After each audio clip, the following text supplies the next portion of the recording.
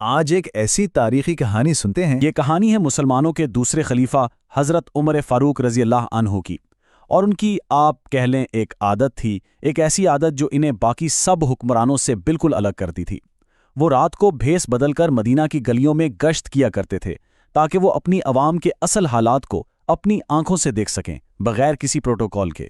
آگے بڑھیں، یہ سمجھنا ضروری ہے کہ خلیفہ ہوتا کون ہے۔ دیکھیں، خلیفہ مسلم کمیونٹی کا سیاسی اور مذہبی دونوں طرح کا لیڈر ہوتا تھا۔ ایک ایسا عہدہ جس کے ساتھ بے پناہ طاقت تو تھی، لیکن اس سے کہیں زیادہ ذمہ داری بھی تھی۔ ایک رات کا واقعہ ہے، خلیفہ عمر اپنے خادم اسلم کے ساتھ مدینہ سے تھوڑا باہر ہی تھے کہ اچانک انہیں ایک خیمے سے بچوں کے مسلسل رونے کی آواز آئی، اور یہ کوئی معمولی رونا نہیں تھا۔ اس آواز میں ایک تڑپ تھی، بھوک کی، بے بسی کی۔ جب وہ تھوڑا قریب گئے تو دیکھا کہ ایک عورت بچوں کو تسلی دے رہی ہے، کہہ رہی ہے کہ بس کھانا تیار ہونے والا ہے۔ لیکن سوال یہ تھا، اگر کھانا پک ہی رہا تھا تو یہ بچے چپ کیوں نہیں ہو رہے تھے؟ کچھ دیر تک تو وہ دیکھتے رہے، لیکن جب بچوں کا رونا بند نہیں ہوا تو خلیفہ عمر آگے بڑھے اور اس عورت سے پوچھا، اے اللہ کی بندی، یہ بچے کیوں رو رہے ہیں؟ وہ عورت جو بالکل نہیں جانتی تھی کہ وہ کس سے بات کر رہی ہے، اس نے غصے اور بے بسی سے جواب دیا، یہ صبح سے بھوکے ہیں، گھر میں کھانے کو ایک دانہ تک نہیں ہے۔ جب خلیفہ نے چولہے پر رکھی ہانڈی کی طرف دیکھا تو اس عورت نے جو کہا وہ سن کر ان کے قدموں تلے زمین نکل گئی۔ اس نے کہا، اس ہانڈی میں پانی اور کچھ کنکریوں کے سوا کچھ نہیں، میں تو بس ان بچوں کو بہلا رہی ہوں کہ شاید کھانا پکنے کے انتظار میں یہ روتے روتے سو جائیں۔ یہ سننا تھا کہ خلیفہ پر جیسے ایک پہاڑ ٹوٹ پڑا۔ حکمرانی کا، ذمہ داری کا سارا بوجھ اس ایک لمحے میں ان کے کندھوں پر آ گیا۔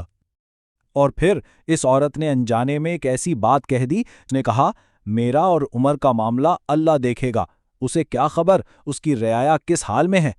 یہ جملہ سنتے ہی حضرت عمر فوراً وہاں سے پلٹے اور سیدھا بیت المال یعنی سرکاری خزانے کی طرف دوڑ پڑے۔ ان کا رد عمل لفظوں میں نہیں، عمل میں تھا۔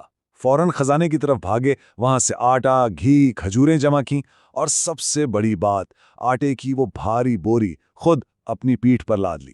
جب ان کے خادم نے کہا کہ میں اٹھا لیتا ہوں تو انہوں نے سختی سے منع کر دیا۔ اور اپنے خادم سے جو بات انہوں نے کہی، انہوں نے کہا، اسلم، کیا قیامت کے دن بھی تم میرا بوجھ اٹھاؤ گے؟ آج یہ بوجھ مجھے ہی اٹھانے دو، کیونکہ ان کی بھوک کا ذمہ دار میں ہوں۔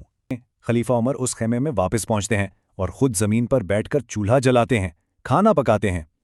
وہ آگ میں پھونکے مار رہے تھے اور دھواں ان کی گھنی داڑھی سے نکل رہا تھا۔ وقت کا سب سے طاقتور انسان اپنی رعایا کا خادم بنا ہوا تھا۔ جب کھانا بن گیا تو انہوں نے اپنے ہاتھوں سے بچوں کو کھلایا۔ پیٹ بھرنے کے بعد وہ بچے خوشی سے کھیلنے لگے اور پھر سکون سے سو گئے۔ یہ دیکھ کر اس عورت نے اس اجنبی کو دعا دی اور کہا، خلافت کے حقدار تو تم ہو۔ اگلے دن جب وہ عورت اپنا وظیفہ لگوانے خلیفہ کے دربار میں آئی تو اس کے ہوش اڑ گئے۔ جس شخص نے رات بھر جاگ کر اس کے بچوں کے لیے کھانا پکایا تھا وہ کوئی اور نہیں، خود امیر المومنین حضرت عمر فاروق تھے۔ یہ کہانی ہم سب کو ایک بہت بنیادی سوال پر لا کر کھڑا کر دیتی ہے۔ ایک لیڈر کی اصل ذمہ داری کیا ہے؟ کیا صرف حکم جاری کرنا، یا پھر اپنی عوام کے دکھ درد کو محسوس کرنا، ان کے آنسو پہنچنا اور ان کی بھوک مٹانا؟